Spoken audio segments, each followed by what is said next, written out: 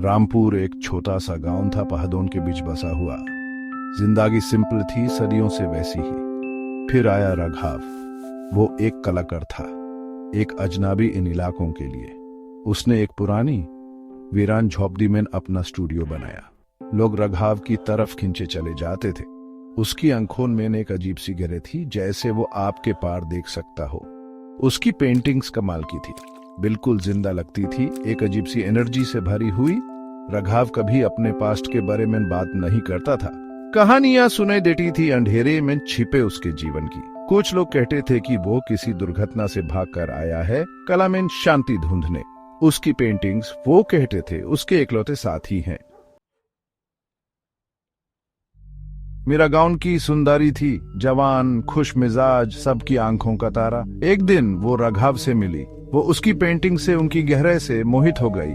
मीरा चाहती थी कि राघव उसका पोर्ट्रेट बनाए। पहले तो उसने मना कर दिया, लेकिन मीरा नहीं मानी। आखिरकार वो मान गया। जैसे ही राघव ने पेंटिंग शुरू की, स्टूडियो में एक अजीब सी खामोशी छा गई, जैसे वक्त ही थम गया हो। दिन हफ्तों में बदल गए।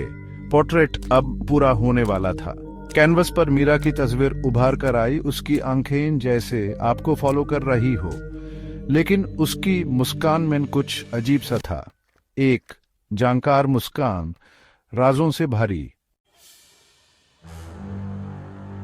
पोर्ट्रेट तैयार हो गया था, लेकिन मीरा गायब थी। वो बिना किसी निशान के गायब हो गई, गांव वालों को हैरानी और डर में छोड़कर। वो कहां हो सकती है? उसके साथ क्या हुआ होगा? चर्चा होने लगी। कुछ ने कहा कि मीरा भाग गई है। दूसरे, जो ज्यादा अंधविश्वासी थे, उन्होंने कहा काले जादू का। उन्होंने राघव पर उंगली उठाई। उसकी पेंटिंग्स, वो कहते थे, इस दुनिया की नहीं है। गांव वालों ने पोर्ट्रेट में कुछ अजीब सा नोटिस करना शुरू कर दिया। मीरा की आंखें जैसे उन्हें फॉलो कर रही हो, उसकी मुस्कान और चौड़ी होती जा रही हो। और परिचयों में उन्होंने कसम खाई कि उन्होंने एक हल्की सी परिचय देखी, एक भूतिया सी शक्ल जो मीरा जैसी लगती थी। डार ने रामपुर को अपनी गिरफ्त में ले लिया। गांव वाले, जो कभी राघव की कला की तरफ खींचे चले जाते थे, अब उससे बचने लगे।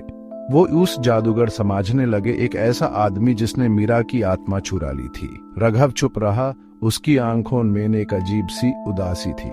एक रात रामपुर में एक तेज आंधी आई। हवा चुड़ैल की तरह चिल्लाती रही, बारिश जोर से बरसती रही। जब आंधी शांत हुई तो गांव वालों ने देखा कि राघव गायब था। उसका स्टूडियो खाली था, उसकी पेंटिंग्स गायब थी। सिर्फ एक चीज बची थी, मीरा का पोर्ट्रेट। वो दीवार पर लटका हुआ था, उसकी आंखें अंधेरे में चमक रही थी। उसकी मुस्कान पहले से ज्यादा चौड़ी लग रही थी, जैसे वो कोई राज जानती हो जो और कोई नहीं जानता। गांव वाले कहते हैं कि आंधी वाली रातों में आप अभी भी राघव के ब्रश स्ट्रोक्स की गूंज सुन सकते हैं, और मीरा की भूतिया शक्ल को गांव में भटकती देख सकते हैं, हमेशा किसी खोई हुई चीज की तलाश में।